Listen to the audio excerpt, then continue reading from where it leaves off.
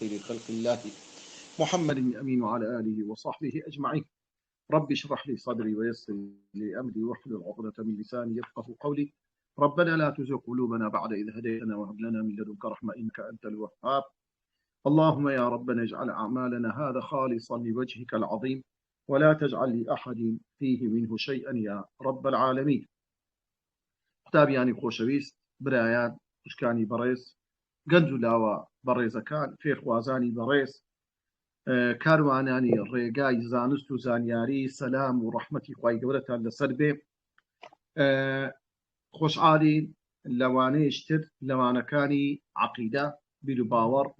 بە لە کتێبی ئەلوەجیز فی عەقیدەتی السەلەف الصالح بە خزمەت ئێوەی بەڕێز و خۆشەویست دەگەینەوە لە پایەی چوارەمین لا باوەڕبوون بالرسل واتە الإيمان بالرسل. گوتمان پایەکانی ئیمان بریتیە لە شەش پایە. پایەی یەکەم بریتی بوو لە الإيمان بالله، پایەی دووەم بریتی بوو لە الإيمان بالملائكة باوەڕبوون بە فریشتەکان، پایەی سێیەم بریتی بوو لە الإيمان بالكتب باوەڕبوون بە کتێبە ئاسمانیەکان، و پای چوارم کە دەرسی ئەوڕۆ ئینشاڵە لە خزمەت ئێوەی بەڕێز و خۆشەویست دەبی بریتە لەوەی کەوا الإيمان بالرسل واتە باوەڕهێنان بە تێگڕای پێغەمبەران سەڵات و سەلامی خوای گەورەیان لەسەر بێ. دوو پایە دەمینێ لۆ دەسانی داهاتوو ئینشاءڵڵا، ئەویش باوەڕبوون بە ڕۆژی دوایی، و پایەی شەشەم ئەویش باوەڕبوون بە قەزا و قەدەر. قوتابیانی خۆشەویست، لاپەڕە 73 الإيمان بالرسل لو يندري لقل من بن قال مكان آوى دزبي أو شوينا ديرين ختي ليدا حتى نرم ختي ليدا ختي لمدى. الإيمان بالرسل ده فرموه أهل السنة والجماعة، عقيدة أهل السنة والجماعة أويا يؤمنون ويعتقدون اعتقادا جازما باورج بتو توكمو ببيدو ضليان هيا بويكوا بأن الله تعالى أرسل إلى عباده من صفوة الخلق خواي سبحانه وتعالى لخلقه هالبشير راوي باك خلقه باكو باي برزي هالبجاردوا رسلا كومالك لبيغمبران أو بيغمبرانا مبشرين ومنذرين. إيشو كاريان أويا مجريدرن بباورداران وبكساني تساك بپاداشتی باش لە دواڕۆژ و بەبەختەوەری لە دنیادا و منذرین و وشیارکەرەوە و ترسێنەری خەڵکن لە عەزاب و سزای خوای گەورە. ودعاة إلى دين الحق لهداية البشرية، وهروها أو پێغەمبەرانە بانخوازن بانجی خەڵکی دەکەن لە بۆ دینی حەق و ڕاستی بۆی خەڵک بێنە سەر ڕێگەی ڕاست لە بۆ تێگڕای بەشەریەت وإخراجهم من الظلمات إلى النور. وأروها أو بيغمبرانا صلاة وسلام إخوائي قوريان لسربه خلطشي يتشغل إشكاليان أويا خلق دردينا لتاريشيكاك برو روناتشي تاك روناتشي إيمان. فكانت دعوتهم إنقاذا للأمم من الشرك والوثنية بانقوازي وان أويا خلق رزقار كدنا التي لا شرك، وأروها لبت بارستي وتطهيرا للمجتمعات من التحلل والفساد. وهروها بانجي خلشي دكان لوي كوا بانجي خلشي دكان بوي كوا كومالجيتي باك بدوربن لهمو فساد وخرابكاريك. وأو بيغمبران إما شاهديان لبودين تيغراي بيغمبران أنهم بلغوا الرسالة وأدوا الأمانة، أو أنا براسي بيامي خواي جوريان بتيق راي بطواتي جاندوا وأدوا الأمانة أمانتكي كديني خواي جوري بطواتي رايان جاندوا ونصحوا أممهم وأروها آموشجاري خلقك خويان كردوا وجاهدوا في الله حق جهادي وهولو كوشكو تيكوشان زوريان كردوا لبيناوي خوا أو بيغمبران صلاة وسلام خويان لسربه معصومون من الزلل باكو بارزراون لهمو كم ترخمي لهمو جناه تاوانك في تبليغ رسالاتي بلا جاندني أو بيامي خواي سبحانه وتعالى هيك كم كرتيتي النية. وقد جاءوا بدلائل باهرات تدل على صدقهم. أو بيغمبرانا هاتون خواي سبحانه وتعالى تندين بلغي رونو آشكراي بيان بخشيا كبلغيا لسراستيتي أو بيغمبرانا عند تكتبي آسماني ياخذ معجزات بيغمبران خواي قول بال بشتي لبيغمبركاني خوي كردوا صلاة والسلام خواي قوليان لسربي أو بيشتيا كتابي خوشويستكان لقلم بن وات أقرها لامتحانه نامانوا لماذا أرسل الله الرسل أو شيوازي بسياركيه لبرتي خواهي يقول بيغمبراني ناردوا إيشي بيغمبران تيا يان أقر قوتمان ما هي وظيفة الرسل ما هي وظيفة الرسل إيشو كاري أو بيغمبرانا تبوا دلي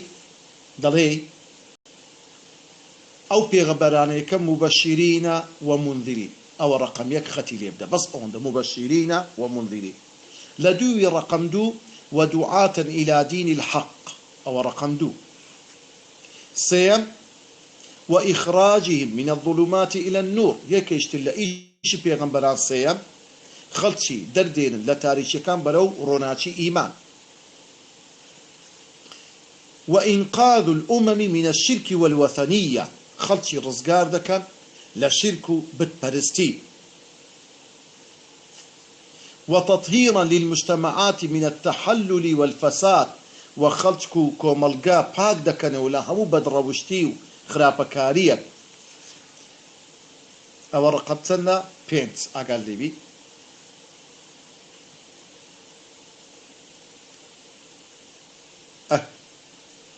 أجر هات وأنهم بلغوا الرسالة وأدوا الأمانة طبعا أو بيز خالي بنو سبصة أو كان كافية بيوز ناكات إياك يشتر لو اشتاني كبيوز إما باور مان هبي برامبر أو بيغمبر خوش اشتاني خواهي سبحانه وتعالى إما دبي أقدار بين دبي باور مان بتيق راي بيغمبران هبي هر بيغمبرك هاتوي بدقي صريح القرآن بدقي قرآن ياخذ فرموتي صحيح بيغمبر صلى الله عليه وسلم باسي أو بيغمبر يكذبي يعني هل لاينك لا كان جياني أو بيغمبر هل هل بوارك بيتر إما باور بدبي باور بيبينين هر كسي باور بينيجي بيكافر دبيت بويا إما باور من بتقرأ بيغمبر أنا لآدم حتى خاتم باور وهالنبي إما فرق ديوازي بكين لبيني بيغمبر كان بلي عندك بيغمبر درجة قبل برسترا لا عندك بيغمبر بلام إما باور من بتقرأ بيغمبر لا أولي حتى كوتاي ببيع وفرق ديوازي بكين لشأني عندك بيغمبر بيني نخواري يعني قسيان بيبرين نبي بقاته واسطة دلين فرانا بيغمبر خواهي قوري كردي مثلا بيغمبري إما قوري همو بيغمبرانا بيغمبر هن بيغمبر تري أولو العزم أوانا لهم قورتر أوان بوشو أو تفاضل ديوازي هي وكو خواهي قوري دفن تلك الرسل فضلنا بعضهم على بعض بلام نابي إما فرق ديوازي شوا بكي ببيت يعني قسيق بكي كوا يعني قصتي وابيت النقون زي لبو بيغمبران بدين بالي نعوذ بالله هذا داربا لو أهل السنة والجماعة لا يفرقون بين أحد من الرسل أهل السنة والجماعة إما وكو أمتي بيغمبر صلى الله عليه وسلم هج فرق ديوازيك ناكن لبين أو بيغمبرانا ومن كفر بواحد منهم فقد كفر بالله تعالى وبجميع الرسل هركسي بباور برابر يك بيغمبر وكو أوي باور بهيت لو بيغمبرانا نهينا ولو لبروي بيغمبراني بيشو أوانا تأيدو بشتواني بيغمبركاني دواي خويا كردوا وأو بيغمبراني لدواي هاتينا تأيدو بشتواني بيغمبركاني بيش خويا عندك أنا هلا قرآني إيما كبيغمبري إيما بيغمبري خاتم وكلايا باسي هم بيغمبران دكاتر وصفي عندك بقوري باسي عندك كماتا أو بيغمبرانا دينكيان طواكري يبترى لويا أو خال أقالي ومن كفر بواحد منهم فقد كفر بالله تعالى وبجميع الرسل بلغا ما انت يا اخوي يقول القرآن ده فرميه لا فرح افتاف سينا أقات اللي إن الذين يكفرون بالله ورسله أو عني كافر بباور برامبر بخوا وفي غمبراني خوا ويريدون أن يفرقوا بين الله ورسله داني يفرقوا ديوازيب كان لبين خوا خواي قول سبحانه وتعالى ولا بين بيغمبر كان يقولون دلين نؤمن ببعض ونكفر ببعض إما باور من بهندق لبيغمبران هي بلان باور من بهندق بيغمبران نيا ويريدون أن يتخذوا بين ذلك سبيلا دعني قصينا بزيونا ربك أولئك هم الكافرون حقا هل كسي وابك باوري ببيغمبري نبيتد فرق جياوز قصينا شرين ونابزيبك برابر بيغمبرانا أولئك هم الكافرون حقا خواهي قورا لا دفرمي لا فرح افتاوتار طبعا أهل السنة والجماعة يؤمنون بأن جميع الرسل يدعون لأصل واحد دبي إما باور من وابي همو بيغمبرا لأولي هتا كوتاي بانقوازيان لو يكبن بنما وبنتين بوا هل هم يشتبوا وهو توحيد الله في العبادة والنهي عن الشرك هل هم بيغمبرا صلاة والسلام إخوان لسر بيتن بانقوازيان كديا لبو يكبن ما يكبن تيني سرچي أويش كبريتي الله يكتا فرستي خواهي دورا وهروها آقدار كرنا وخلشي الريقري كردن لخلشي لا شرك كردن لبو خواهي دورا سبحانه وتعالى أوجد أوتا خواهي دورا دفرم سبحانه وتعالى ولقد بعثنا في كل أمة رسولا براسي ببيشكو قمان لبو هر أمتك بيغمبرك من ناردوا أو بيغمبرا لو تنادراوا أن يعبدوا الله لو يبقى خلشي بري أي خلشينا تنهى عبادة خوابك واجتنبوا الطاغوت وخو بدور بقرن لهم أوشتاني كذا بدسترين دقل أخواي قول سبحانه وتعالى وأروح أخواي قول دفرمين وما أرسلنا من قبلك من رسول إلا نوحي إليه أنه لا إله إلا أنا فاعبدون أخواي قول دفرمين أي بيغمبري أخوة صلى الله عليه وسلم لبيشي توهيت بيغمبري نهاتوا إلا وحي من لويناردوا كأقداري خلشي بكنوا أنه لا إله إلا أنا هيز خدايا يك شايستي برسم بيزق لذاتي الله فاعبدوني كواتها تنها عبادتي من بكنوا واز بين لعبادتي تري زق لخواي قول سبحانه وتعالى أو خال زوز المهم برابر زكاة أجر هاد قطان أساسي إشي بيغمبران ما هي أصل دعوة الأنبياء بنتيني دعوة بيغمبران تياب أقال لي بيتن ما هي أصل دعوة الأنبياء أقل امتحان هاتوا أقل لي بيتن دري توحيد الله تعالى والنهي عن الشرك أو خالة بلقي آتك ولقد بعثنا في كل أمة رسولا أن يعبدوا الله واجتنبوا الطاغوت طبعا إما وكو باور دار باور من هي بهر بيغمبري كلا قرآن ناوي هاتبي بيغمبران شي زور لقرآن خواي يقول ناوي هناون باس يعني كدوا بلان دبي باورشمان بوي هبي هندي بيغمبر هيا هندي بيغمبر هنا ناوي نهاتوا وكو خواي يقول دفمي ولقد أرسلنا رسلا من قبلك أي بيغمبري خوا صلى الله عليه وسلم تندين بيغمبراني بيشيتو هاتون منهم من قصصنا عليك هندي لو بيغمبرانا بسر هاتو تيروكو ناو كيبان لوتو باس كردوا ومنهم من لم نقصص عليه وهندي لو بيغمبرانا دنگو باسيان ناو دنجيان جيانيان ناويان باس نكراوا وما كان للرسول أن يأتي بآية إلا بإذن الله هيت بيغمبر جنيا لو لا بويستي خوي بما بستي خوي بلي آياتكم لو هاتك لاني خواولو نهاتي بيتر إلا بإذن خوا أو بيغمبران كناويان هاتو القرآن جماريان بيستو بيت بيغمبران آدم كباوشي مروفايتيا إدريس نوح هود صالح إبراهيم لوط إسماعيل إسحاق يعقوب يوسف شعيب أيوب ذو الكفل موسى هارون داود سليمان إلياس اليسع يونس زكريا يحيى عيسى ومحمد صلى الله عليه وسلم وصلوات الله وسلامه عليهم أجمعين إما وكو أهل السنة وجماعة دبي بظاني بأن الله تعالى قد فضل بعض الأنبياء والرسل على بعض خواهي قورا هندي بيغمبران لا فرح حفتاوكين لا فرح حفتاوكين قتابياني خوشويست دبي باور من هبي خواهي قورا سبحانه وتعالى هندي بيغمبري قورا ترو ريزي زيات اللي ناول لهندك بيغمبر صلاة والسلام إخواني السبيل وكو أويك وأجمعت الأمة على أن الرسل أفضل من الأنبياء. النبي هي الرسول هي رسول أو كسي كوا كتابي هي يان داوا كراوا كوا تبليغي خلق بك بلامر النبي بيغمبر إيكا كتابي لو نهاتوا أو كواتا لو يدبي أما بزاني أواني كالرسول قولترن لشي لا بيغمبران صلاة والسلام يعني لا أنبياء لا أنبياء لناو الرسول كانش هندل درجيان قولترن لهندشيان لو أنا لناو الرسول كان بينزيان بينز بيغمبر وأفضل الرسل والأنبياء أولو العزم وهم 5 لناو الرسول كان بينز بيغمبر بيان أولو العزم واتخاوني خوراقري بيغمبر الله همون قولترن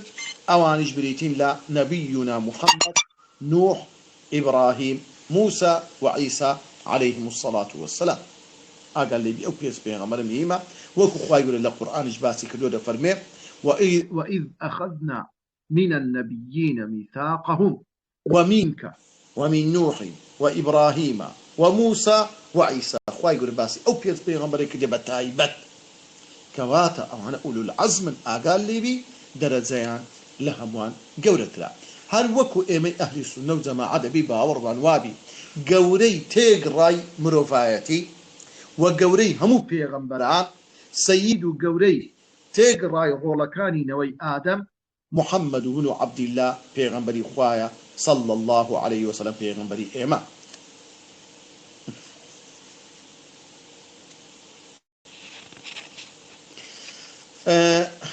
هل لا برا حفتاو بين ذي خواري والإيمان بالرسل يمكن بالرسل إيمان مجمل أما دبي برواما هبيب بيغمبران صلاة والسلام خوان لسربيتن كأو بيغمبران صلاة والسلام خوان لسربي كوا ك وكو بيغمبران كهاتو بلام هرشتشي بولدي بتفصيل باسي أو بيغمبران كرابي لا قرآن يان لا حديث صحيح متواتر دبي باور مان في هبي نابي بهش شويك اما دودن بي لو بابتاني كلا درباري في غمبران باس كراو لا برا حفتاو شش لا برا حفتاو شش لقرب من لينا لا برا حفتاو شش محمد رسول الله صلى الله عليه وسلم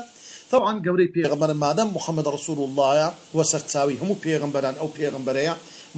محمد صلى الله عليه وسلم باسي بتايبت باسي باوربون واولى ناني كفيست ايمان باور من هبي لدرباري جيان نامي بيغمبري خدا صلى الله عليه وسلم يان وكو زانياري لدرباري بيغمبري خوا تيا طبعا بيغمبري خوا صلى الله عليه وسلم نازناوي ابو القاسبه بو ناسراوا واروها بخوي ناوي خوي محمد باوشي ناوي عبد الله بابيلي ناوي عبد المطلب او يشكري هاشمه او يشكري عبد المنافه او يشكري قصيه او يشكري كلابه او يشكري مريه لباشا كري كعب كري لؤي كري غالب كري فهد كري مالك كري نضر كري كنانه كري خزيمه كري مدركه كري إلياس كري مضر كري نزار كري معد كري عدنان عدنانيش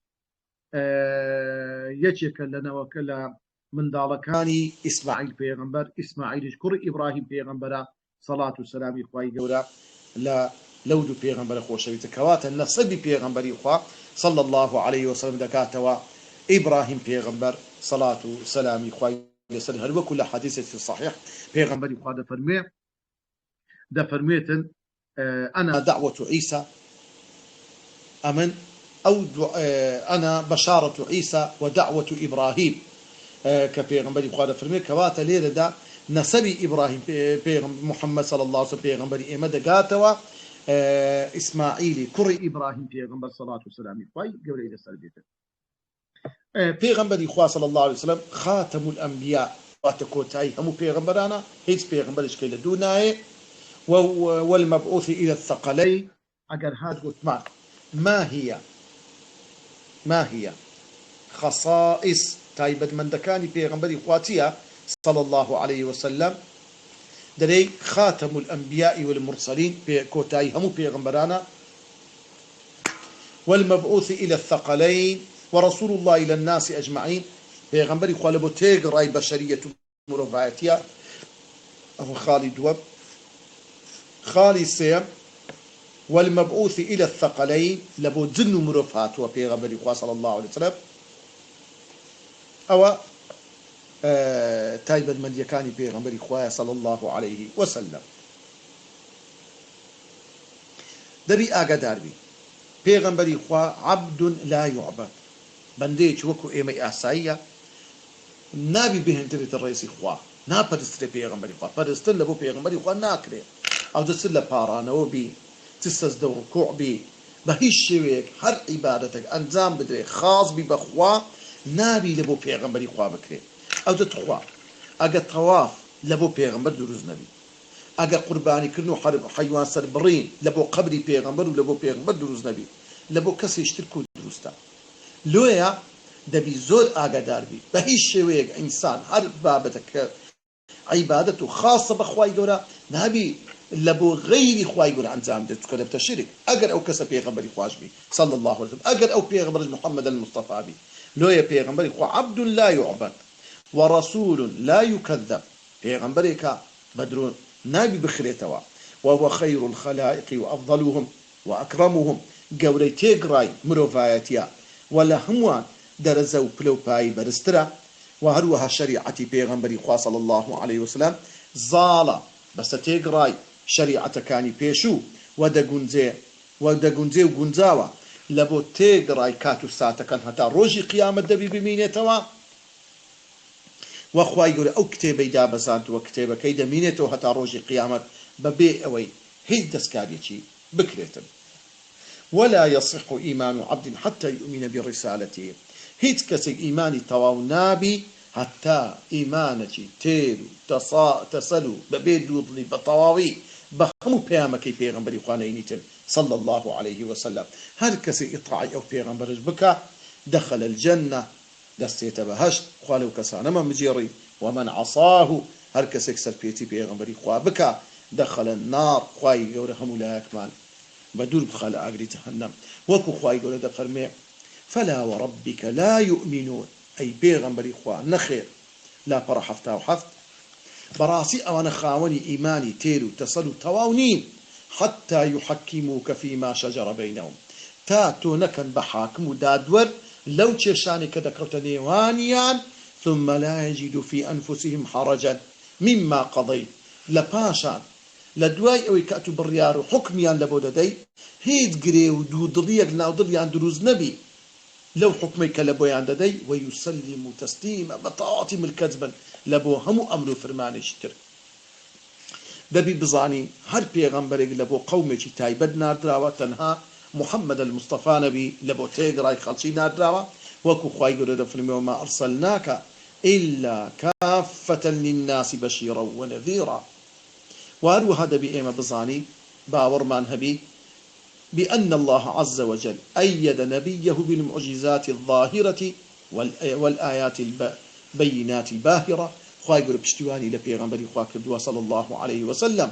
بتندين معجزة تيا لإعجاز هاتوا كلمة عجز واتا لبرامبركي واتا أوشتيكوا توانايا أدي عجز معناتها يعني بيتواناي معجزة معناتها واتا أو كارو كردوا وشتيكوا خلطي آساي لبرامبري دستوستانا هيت خلقك ناطاني أنزامي بدا خاصة تايبتا لبو بيغمبران صلاة والسلام خواهي قوريان لسر بيتر خواهي قوري تحبو معجزانا تحداي بباوركاني كردوا كأو بيغمبريش راستا اگر ايوش خوتان بيوايا كوالا آستي أو بيغمبران هاو شيوي بينن بيتان دكري بصانا طبعا أوشتان لتنها لتوانا ودا صلاة خواهي قوري دايا خواهي قوري كأو معجزاني لو بيغمبر كان خوي كرديا بإذن الله بويستو إذن خواهي قوري نك بويستو خويان بيغمبر كان نا نبي أهقدار بي خواهي قوري مردي زندي دكاتو لبو عيسى بيغمبر بإذن الله عيسى بيغمبر دفرمي وإذ أحيي الموتى بإذني خواهي قوري دفرمي ونيا بوشوي يعني وأبرئ الأكمه والأبرص بإذني كورو برك بلاتشي صادكاتو بإذني بإذن خوا أها خاطدوي أقدار بن براستي أو معجزة هر بيغمبرك معجزة تايبت بخوي درايتي بلا معجزة همو بيغمبر صلاة والسلام خوان نصر به هاتو كوتايتو بسرتو بلا معجزاتي بيغمبري إيما صلى الله عليه وسلم معجزة كان لهمو بيغمبران زياترا وقورترا وهروها معجزة كان بشي شي زوري رويشتو بسرتو بلا معجزي رقوري بيغمبري خواه صلى الله عليه وسلم كقرآني بيروزا حتى روجي قيامته دمينيتر كخواي قوري سبحانه وتعالى تحداي جنو مروفي بيكردوا كوا هيت كسيك ناتواني هاوشوي أو قرآن بينيتر لدو قرآني بيروز قورترين معجزة إسراء ومعراجة لا أجر ختيلي بدن لا برا حفتا وحفت ومن أكبر المعجزات القرآن الكريم لدواي قرآني بيروز معجزة الإسراء والمعراج لدواي دا معجزة إسراء ومعراج نبي باور من هبي كخواي جور سبحانه وتعالى بيغمبري خوا صلى الله عليه وسلم لا شو روحوا برزي كدوب أسبانا كان لشوي إسراء ومعراج وهروها لتاك شويك لا بشتي زور كبي تاك شويك بيغمبري خوا صلى الله عليه وسلم شو رويكر لقد جبريل رويش لشاري مكة لمسجد الحرام لبو مسجد الأقصى لو اندري شو برز بو آسمان كان آسمان بآسمان حتى جيش تشوينك كوا هيت بيغمبري وملائكة نجيشتوا أو بلو بايو مقاما لا فرح فتاو هشت لا فرح فتاو هشت بلقشمان خواي قولة في سبحان الذي أسرى بعبده ليلا من المسجد الحرام إلى المسجد الأقصى الذي باركنا حوله لنريه من آياتنا إنه هو السميع البصير. طبعا لو معجزة داوك باسما كت بيغمبري خواه صلى الله عليه وسلم كبرز بو برو آسمانا كان خواهي قول سبحانه وتعالى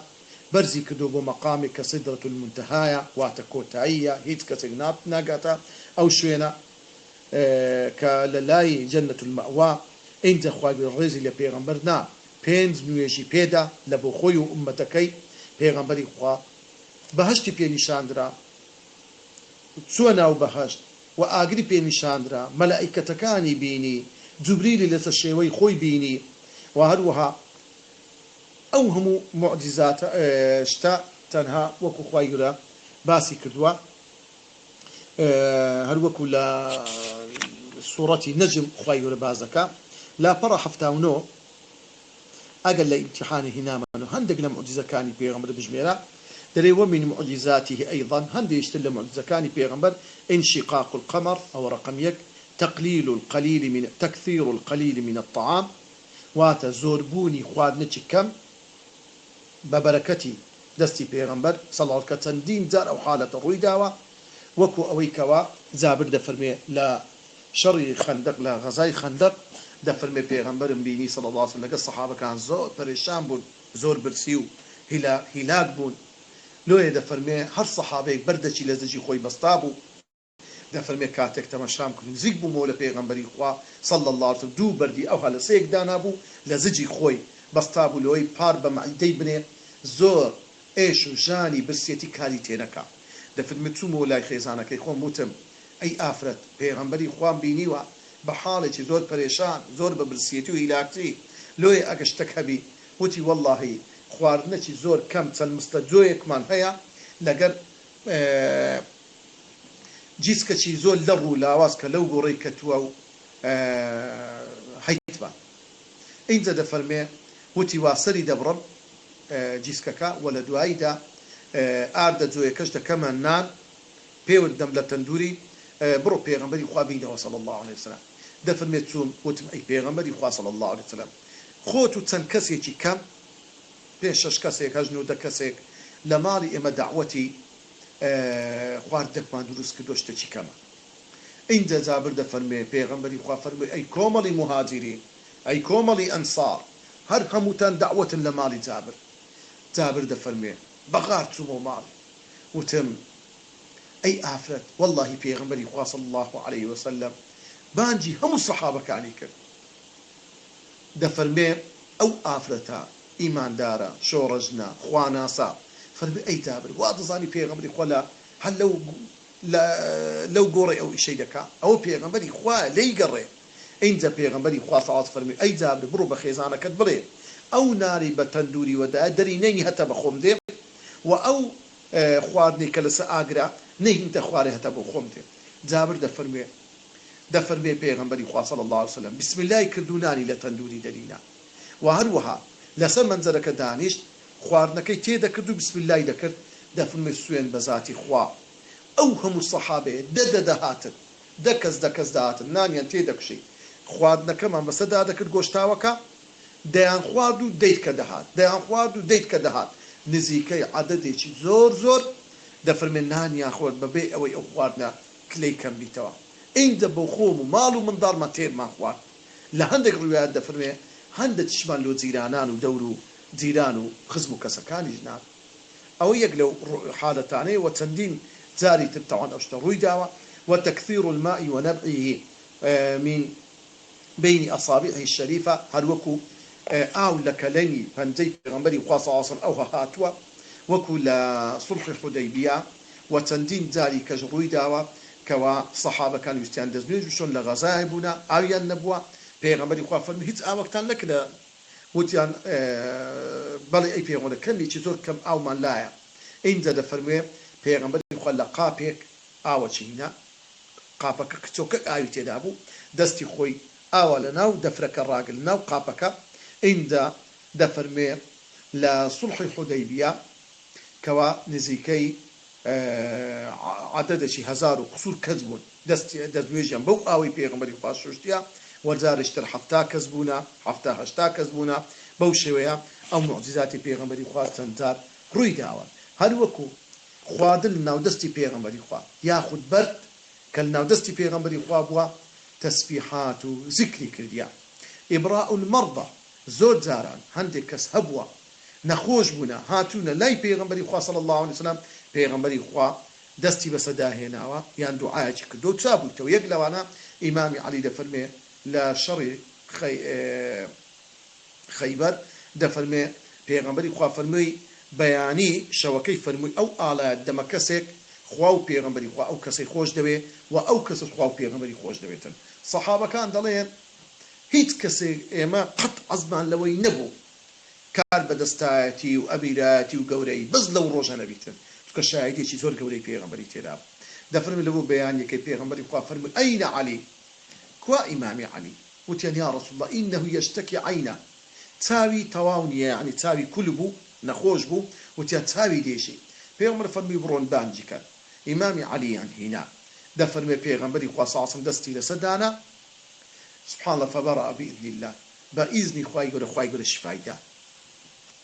حتى آجلوا حيوانات ملكز دبون دار له بيغمبري خوا صلى الله عليه وسلم حتى بر سلامي لبيغمبر كديا صلى الله عليه وسلم هندك دار آجل هاتو تموج بوا قاوانا كي قلي كديا بيغمبري خوا صلي لبنجي آجل كينا فرمي اتق الله لخوا بترسا أو آجل سبحان الله تنهابو آموش قالي بيغمبري خوا صلى الله عليه وسلم بويت باشترين آجل لبو خاونكي الله أكبر سبحان الله آجل تأثير قصي بيغمبر تأثير لبكا بلان بداخو بشيتي زول لإيمان قصو آياتو فالمودي بيغمبر تأثير من لناك خوافنا من دي ربي هروكو واردة بيغمبري خوا صلى الله عليه وسلم لبشتوش خدشي دي بينيوا أو زي آية بردوام وابوا هندق لزانان دنا لبو هندق كاتي دياري كراوبوا وهروها لو كاتي كوا آفرتشي زولكا ويستي بيغمبري خوا جهر خوارت بكا مرة شينا بسياري كدوتيان بيغمبري خوا صلى الله عليه وسلم لتشين دري حيوان زور عزيلية وتيان بيلكي أو شاستا بيلكي حيواني هنا قري جهر كرت الحيوان كشي هموش جهر يعني لا هموش وينك زيادة الجهري لنا في لكي كرت وآجلك حيوانك هموش جهر داري كرت جهرياوي كرت إنزا بدوان ترشيوا سوري كردو لينا خستيا بردستي بيغمبر وصحابة كان إنزا بيغمبري خوا صلى الله عليه وسلم يك باري خوار كاتك باروكي وستي بخوا عند فرموي دستان هجر فرموي أو آجلا أصل بيم دلي جهراوي كراوة بيم دلي جهراوي كراوة بيغمري خوا دستي هجر لقى الصحابة كان نعم وقت وهروا عندك شتي بيغمبري خوا صلى الله عليه وسلم حوالي بيداوة برلوي بيه وكو أو حديثاني أشراط الساعة كبيغمبري خوا في زمانك دادي عندك آفرت بيدا دبن كاسيات عاريات زلشيان لبنا بلام روت حسيبن يان كومل خلقانك بيدا دبن قامتيان لتستوشي كل شيء مانجا بيل خلشي ددان زور شتيكا كبيغمبري خوا صلى الله عليه وسلم باسي كديا كالجمارة نهاية وإجابة دعائه صلى الله عليه وسلم عامة هر دعائك بيغمبري خوا كربي إلا هاتو تجي طبعا من قلق سورة يان بيغمبري انتقام الله تعالى العاجل من بعض من خانه أو عانده بنزيكترين كان اواني كدجاياتي بيغمبري يان كديا خيانتي يان ليك دجمناتي بيغمبري يان كديا خواي يقول لنا بردون طبعا اوا تد معجزه بو باس ما كرت لو معجزانا يقلو اشتاري كخواي يقول حفظي بيغمبري كديا صلى الله عليه وسلم لدست دجمناني ابو هريره دجرتو فرمي ابو هريره وزاو رحمتي خواي لسر دجرتو فرمي قال أبو جهل رجك قوتي هل يعطر محمد وجهه بين أظهركم وتي بيغمبري خواصل محمد قد نيوتواني لعرض دادنيتن لك ننقو قال فقيل نعم وتي البلي زوجة بيغمبر استسس دو يجدك اللعب بيتين فقال أبو جهل وتي واللاتي والعزى لئن رأيته يفعل ذلك لأطأن على رقبتي وتي سوين بلات عزى او جار اگه پیغمبر بتاي خوم ببینه سری لسزدی دابنه بپیان دس بسر ملي پیغمبر صلى الله عليه وسلم او لأعفرن وجهه في التراب يان دبي دموتساوي او هل عردي وابنه يعني حمود لخوين صور بكمو حمود دموتساوي بعردي وابن سينا قال فأتى رسول الله صلى الله عليه وسلم وهو يصلي حتى جارشان پیغمبري دي لو كانت دا پیغمبر نوجي دكت لا نزيق بيت كعبي زعم ليطأ على رقبته ويستي خوي هدا تسر ملي بيغمبر فما فجئه منه إلا وهو ينقص على عقبيه كاتك أو خلق وات مشاهدك سيدك دي أبو جهل دي بتبكى برامبر بيغمبر هم سري أو هذا شيء لو كانت ديتيا أبو جهل خوي هدا تسر بيغمبري كشاوة باش كشاوة زور بخير أي كشاوة ويتقي بيديه هرجو دستشي أو عليه كذبه كأنه اشتقوا دي وكو آقره وكو اشتق فلا مالي بدا قال فقيل له في عنود ما لك أي أبو جهل تبو فقال إن بيني وبينه لخندقا من نار والله لبيني منو محمد يقدر يزور بول الآقر كتني ما وهولا وأجنحة عذاب وسزاو ناخوشيشي زور وكيكم ربال أو أمني دور دخستو لبيغمبر دفرمي لكاتك كوا أو لو بيغمبر جيراوا فقال صلى الله عليه وسلم بيغمبر فرموي لو دنا مني والله أقل من زقباوا لاختطفته الملائكة عضوا ملائكة كان بارت عندك أو حديثة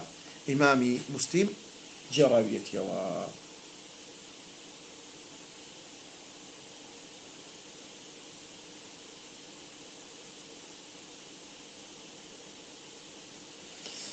وصلى الله وسلم على سيدنا محمد وعلى آله وصحبه أجمعين عندك باب